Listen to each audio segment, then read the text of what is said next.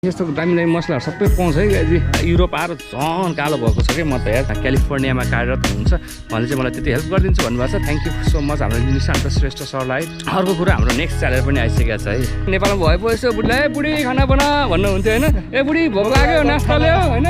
अब बुढी डाला यो फोहोर भएको छ धुइदियो त भन्नु कति सजिलो थियो हामीलाई होइन।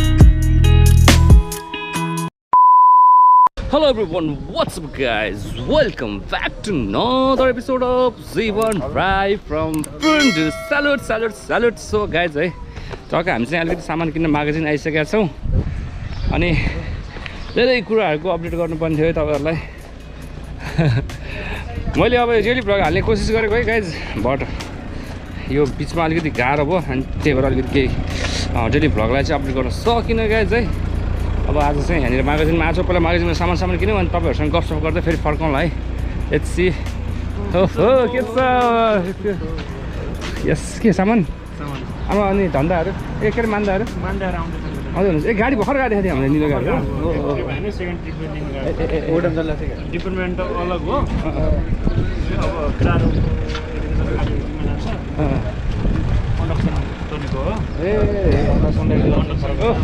के छ हजुर, के छ आराम हुनुहुन्छ? एकदम ठिकै छ। अलिक सामान लिन आएको पनि हजुर भेट्दै गरौँला पछि है त। टक्कै यहाँ सामान लिउँ पहिला फर्स्ट अफ अल है। लेट्स सी है छ के छ रिचार्ज गर्ने अनि अरू रिचार्ज गर्ने दाइ अरू के गर्ने भन्नु न। ए मेरो लागि त यहीँ छ नि। ठिक छ त म यहीँ छु त।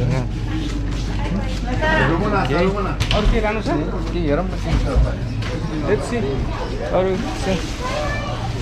के छ हजुर। बोरै लिनुभएछ त अनि के छ यार बोरै लिनुभएछ त हो र डाक्टर साहब। यहाँ भ्लग बन्दैछ नि हाम्रो। हस् सही हो। यो आजभोलि नेपालीहरू पनि टक्क धेरै भइसक्यो हाम्रो पुरुन्डुमा। तनाव केही हुन्न। अब चाहिँ तपाईँहरू आउँदै हुनुहुन्छ भने पुरुन्डु भन्ने ठाउँमा चाहिँ नो प्रब्लम गाइज। यति नेपाली गाइज यति नेपाली यार। उता कोलीबासीमा छुट्टिसँग छ यता हाम्रो पुरुन्डुमा छुट्टिसँग छ। टन्नै भेटिन्छ अहिले चाहिँ नेपालीहरू नो प्रब्लम। पहिला अब सामान किनौँ भने तपाईँहरूसँग फेरि कुरा गरौँला भेटौँला गफसप गर्दै रुममा पुगाउँला है। यस्तो यहाँ यस्तो दामी मसलाहरू सबै पाउँछ है गाइज। यो जिरा होइन थियो जिरा जस्तो लागेको छ गाइज। के हो आई डोन्ट नो। यो चाहिँ मरिच हो जिरे हो यो चाहिँ मरिच हो है। सही हो यो चाहिँ मरिचको धुलो होला यार। हो पेपर रहेछ मरिचको धुलो हो। लेट्स सी के छ सामानहरू अलिअलि सपिङ गर्नुपर्ने थियो। चट्ट सपिङ गरेर अनि यहाँबाट चलिदिनुपर्छ है गाइज। सो अलिकति सामान किनेर हामी चाहिँ अर्को नेक्स्ट पसलबाट फर्किसकेका छौँ अनि हामी अर्को फेरि पसलमा आइसकेका छौँ है। यो यार यहाँको घामले है अलिकति हुन्छ नि। हामी त अब युरोप आएको अब गल्फ कन्ट्री गयो भने चाहिँ अलिकति बाहिर घाम धेरै गर्मी भएर कालो हुन्छ होला भनेको होइन। युरोप आएको गाइज यार युरोप आएर झन् कालो भएको छ कि म त यार साल चप डढेर। किनभने गएको हप्ता पनि पुरै गाउँबारीमा हाम्रो काम भयो र यो हप्ता पनि हाम्रो आज ट्युसडे हिजो आज 2 दिन भइसक्यो गाउँबारीमै ननस्टप घाममा उभिएर घाँस टिप्याछ यार। थना भइसक्यो भने पुरै डढेर कालो यार मान्छे त यार। अब हाम्रो एकजना मेरो फ्यामिली मेम्बर्स हुनुहुन्थ्यो क्यालिफोर्नियाबाट। उहाँले चाहिँ मलाई अब यो घामबाट बस्नको लागि एउटा भेस्ट पाउँछ अरे स्पेसल होइन। त्यो भेस्ट चाहिँ उहाँले मलाई सेन्ड गरिदिन्छु भन्नुभएको छ। मैले उहाँलाई मेरो एड्रेस लोकेसनहरू दिइसकेको छु। हाम्रो निशान्त श्रेष्ठ सर हुनुहुन्छ है जो उहाँ चाहिँ पहिला वीरगन्जमा बस्नुहुन्थ्यो र अहिले उहाँ चाहिँ क्यालिफोर्नियामा कार्यरत हुनुहुन्छ। उहाँले चाहिँ मलाई त्यति हेल्प गरिदिन्छु भन्नुभएको छ। थ्याङ्क यू सो मच हाम्रो निशान्त श्रेष्ठ सरलाई। त्यसको लागि चाहिँ अब लेट्स सी कहिले आउँछ सामानहरू हजुरलाई म अपडेट गरौँला भ्लग मार्फत है। अनि अर्को कुरा हाम्रो नेक्स्ट स्यालेरी पनि आइसकेको छ है। सही हो गाइज आज स्यालेरी पनि आइसकेको छ। बट अब स्यालेरी चाहिँ अलिकति चित्त बुझ्दा आएको छैन। अझै पनि हाम्रो एजेन्ट ब्रदरलाई हामीले धेरैचोटि मेसेज गरिसकेका छु यो विषयमा।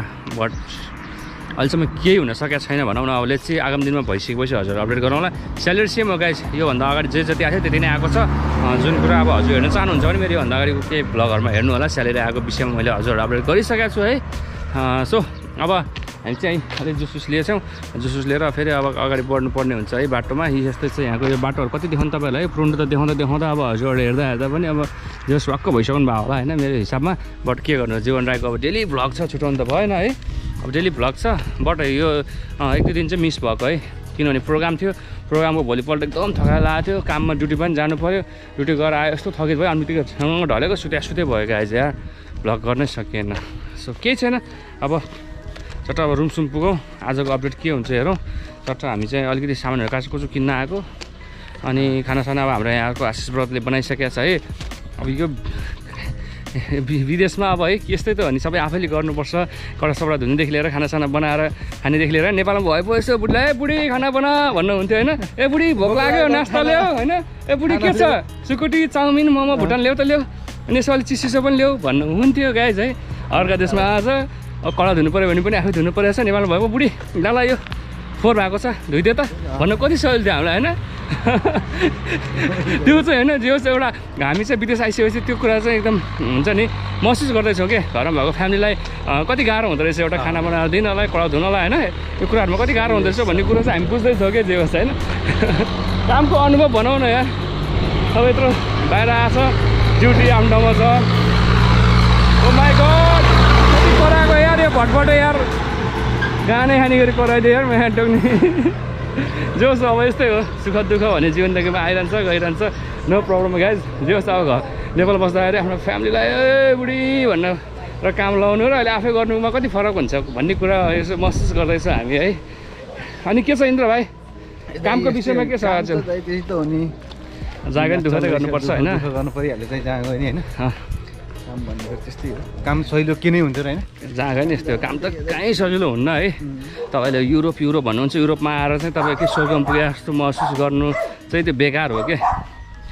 जहाँ पनि दुःख गर्नुपर्छ दुःख गऱ्यो भने पैसा आउने त भने जहाँ पनि होइन काम हुन्छ अब लेट्सी के हुन्छ आगामी दिनहरूमा हजुरहरूलाई जे कुराहरू छ अपडेट गर्दै गरौँ ल अब पहिला सरासर रुम जाउँ लास्ट भोक लागिसक्यो गाइज तपाईँले घाम लागेर देखिरह होला होइन मलाई लास्टै भोक लागिसकेको छ कति बज्यो अहिले 7 बजेर 39 मिनट गइसकेको छ अनि खाना खानु परेन 8:45 हुन लागिसकेको छ यार यस्तो घाम चर्किन्छ क्या यहाँनिर अनि राति 9 बजेभन्दा अगाडि अँध्यारो पनि हुन्न क्या 9 बजे पछि नै अँध्यारो हुन्छ यहाँनिर अहिले त है अब भोलिपर्सि अझै दिन लामो हुँदै गइसकेपछि 10 बजे पछि नै अँध्यारो हुन्छ भन्ने सुन्छु होइन लेट्स सी अब आगामी दिनमा के कस्तो अपडेट हुन्छ हजुरहरूलाई गरौँला है यस सो फाइनल है पसल गइयो आइयो खानासाना पनि खाइसक्यो गाइज यार अझै अँध्यारो हुँदैन क्या यो पुरन्दुमा यार रोमानियामा त अहिलेसम्म उज्यालो छ गाइज यार अहिले 9 बजी होला लगभग मेरो हिसाबले है यु क्यान सी ठ्याक्कै 9 बजे है ल ठ्याक्कै 9 बजे र रोमानियाको अवस्था हेर्नुहोस् यहाँनिर है यस्तो उज्यालो हुन्छ यार 9 बजे पनि यार आमामा रात कहिले पर्ने होला रोमानियामा बडो साह्रै दुःख लागेको छ एउटा कुराले गर्दाखेरि चाहिँ अनुहार हेर्नु न गाइज यार विदेश आएको अलिकति गोरो राम्रो भइन्छ कि भनेको गाइज यार नेपाल जाँदाखेरि चाहिँ टक्क हसी जस्तो भएर पुग्ने हो कि भन्ने डर लागिसक्यो भने तनाव छ गाइज यार कस्तो दुःख के यार छेट घामले डढ्यो भने गाइज यार यो हप्ता गएको हप्ता भनौँ न लगभग 10 दिन हामीले आउटडोरमा काम गरिसक्यो घामले डढेर हेर्नु त यहाँ फर्स्ट टाइम होला यार लाइफमा जीवन राई यस्तो कालो भएको के हेट बरु नेपालमा त्यस्तो गाडी चलाएर हिँड्दाखेरि पनि यस्तो कालो भएको थिएन लास्टमा यहाँ रोमानिया आएर यार विदेश गर्दो हो यसो हामीले नि हेरिन्छ नि त अरूको यसो फोटोसोटोहरू भिडियोहरू होइन चट्ट विदेशबाट झर्नु आउँदा नेपाल झर्दाखेरि ओहो गोरो भएर एयरपोर्टबाट आएको कति भिडियोहरू देखिन्छ नि त बट हामी यस्तो कि अब आउटडोरमा आएको मान्छेहरू त्यही पनि अब युरोप रोमानिया भनेर आएको है चिसो ठाउँ हो है बेलुका फुका हावा चलेपछि कस्तो जाडो हुन्छ दिउँसो यस्तो घामकै फेरि यहाँ नजिकै आएर झुन्डिरहेको लाग्छ भने घाम पनि यार ओ माई गड के गर्नु अब काम गर्न आएको काम त गर्नै पऱ्यो जे अटाउँछ त्यो गर्नै पर्छ यहाँको यो गाउँ हामीले दिउँसो घाँस टिप्नु पनि यस्तै गाउँबारीमा हो है यो चाहिँ अब कसको बारी हो थाहा छैन हाम्रो यो ठ्याक्कै लोकेसनको अगाडिपट्टि छ यस्तै घाँसहरू बिचको घाँसहरू टिप्ने हो नि त हामीले यो पनि यहाँको गाउँ है यु क्यान सी सही हो यार 9 बजे यस्तो उज्यालो छ यार रोमानियामा सो आजको छोटो मिठो अपडेट यही थियो केही अपडेट दिन पाएन अब नयाँ नौलो काममा नयाँ ठाउँमा गएको भए पो हजुर यसो अपडेट दिनु है अब यसपालि सन्डे चाहिँ हाम्रो अब प्लानिङ छ ठक्कै यहाँको एउटा नजिकको सिटी जाने त्यो कुरा चाहिँ हजुरलाई म भ्लगमा भनौँला गइयो भने है फेरि मेबी अहिलेसम्म अब कन्फर्म चाहिँ भएको छैन जे होस् जाने चाहिँ 90% चाहिँ हो भइसकेको छ कुरा पनि भइसकेको छ त्यहाँ गयो भने हजुरलाई अपडेट गर्नलाई के कस्तो हुन्छ है नजिकको सिटी हाम्रो पुरन्दुबाटको बुकाइसभन्दा पनि नजिकको बुकाइस त लगभग 1 घन्टा लाग्छ होइन त्योभन्दा पनि नजिकको यहाँनिर एउटा सिटी छ त्यो सिटी घुमेर हजुरलाई केही कुराहरू एक्सप्लोर गर्ने भन्ने मेरो प्लानिङ छ हेट चाहिँ के हुन्छ है अब यही थियो आजको अपडेट पनि गाउँबारी कुदेछु गाइज यार 10 दिन भइसक्यो नन स्टप गाउँबारीमा देख्दै घाँस उखाले झाडीमा हिँडे तनाव छ त्यही माथि घामले पोलेर पुरै कालो यार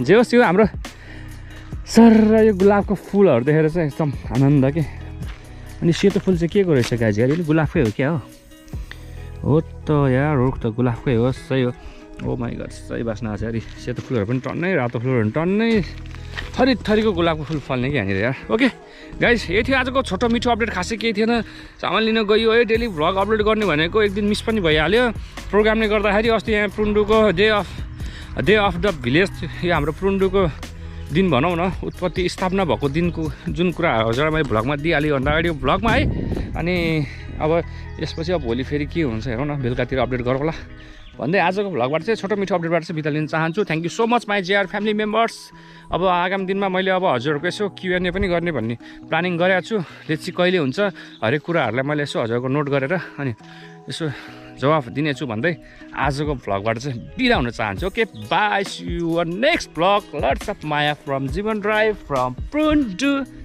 रोमानिया